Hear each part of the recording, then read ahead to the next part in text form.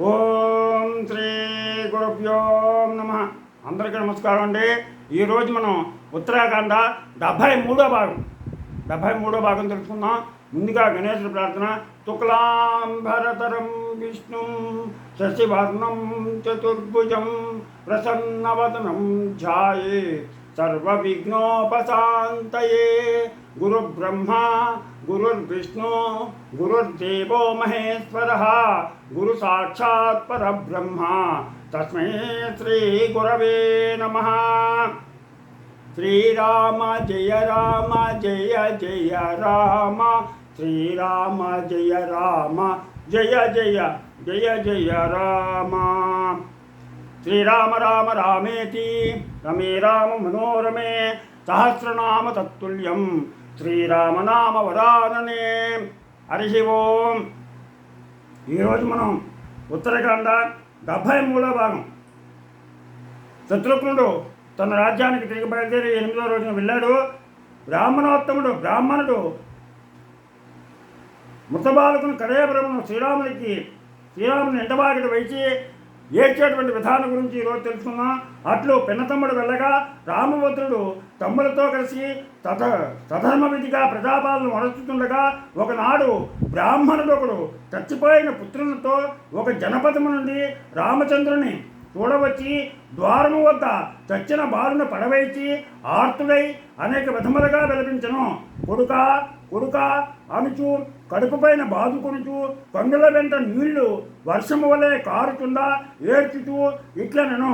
నేను పూర్వము ఏమి చెడ్డ పాపము చేస్తున్నావు కదా, కానిచో ఒక్కగానొక్క పుత్రుడు ఈ విధముగా చిన్న ప్రాయమునందే మరణము చెందున నా కర్మఫలముచే 14 ఏళ్ల ప్రాయముననే మరణించను. నాయన, నిన్ను విడిచి బ్రతకగలమా?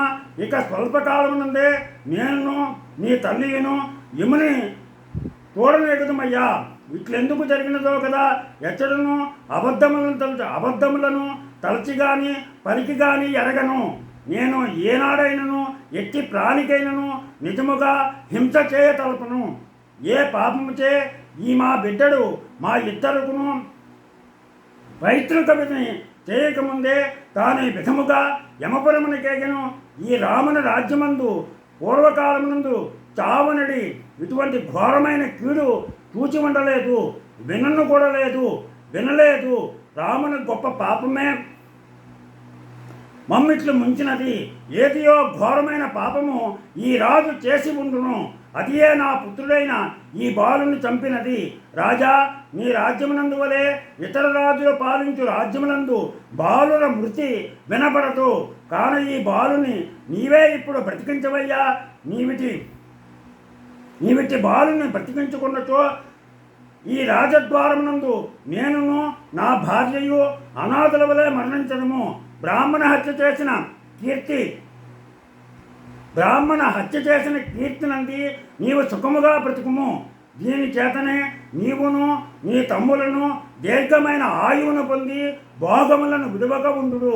రాజా, ఇంతవరకు నీ ఏలుబడిలో దుఃఖము ఎట్టిదో ఎరుగక కోరికలు తీరా ఉంటిమి.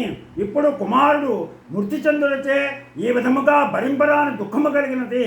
బాలులను చంపునట్టి రాజుట్లు దాపురించే ఇక్ష్వాకురాజ్యమునందరి ప్రజలక దిక్కుచెడి రాజపాపముచే అనవరతముగా చచ్చుతుందురు. రాజులు చేసిన దోషములు ప్రజలను అనేక విధములుగా నశింపజేయని సుమా. రాజులు దుర్వృత్తులైనచో భూమి అందరి జనులు అకాల మృత్యువును పొందుతారు కదా. జనపదములందును పట్టణములందును చేయరాని పనులను రాజు అణచడని జనులలో అకాల మరణములు కలుగును. ఇందు సందేహం లేదు కదా. ఓ రామ, నీవే పాపమును చేసివో దానిచే అయ్యో ఈ బాలుడు ఏమియో ఎరుగున వాడయ్యను. మరణమును పొందిన పలుకుచూ రామునకు అడ్డముగా వెలుచు మృతబాలకును చూపించుచు కడుపు దుఃఖముచే ఎంతో తప్పించుచున్న అతన్ని చూచి రాముడు మిక్కిలి దుఃఖముచే తప్పించుచున్నవాడై సోదర సమేతుడై బ్రాహ్మణులను పౌరులను మంత్రులను గురువులను పిలవనంపగా వశిష్ఠులను 80 బ్రాహ్మణులు వేగముగా వచ్చినారు. దీంతో 73వ భాగం పూర్తయింది. రేపు 74వ భాగం తెలుసుకుందాం. మీకు అందరికీ కూడా నా ఛానల్ కనుక నచ్చినట్లయితే సబ్స్క్రైబ్ చేయండి, అలాగే లైక్ చేయమని కోరుతూ మీ రాపాక వెంకట ప్రభాకర్.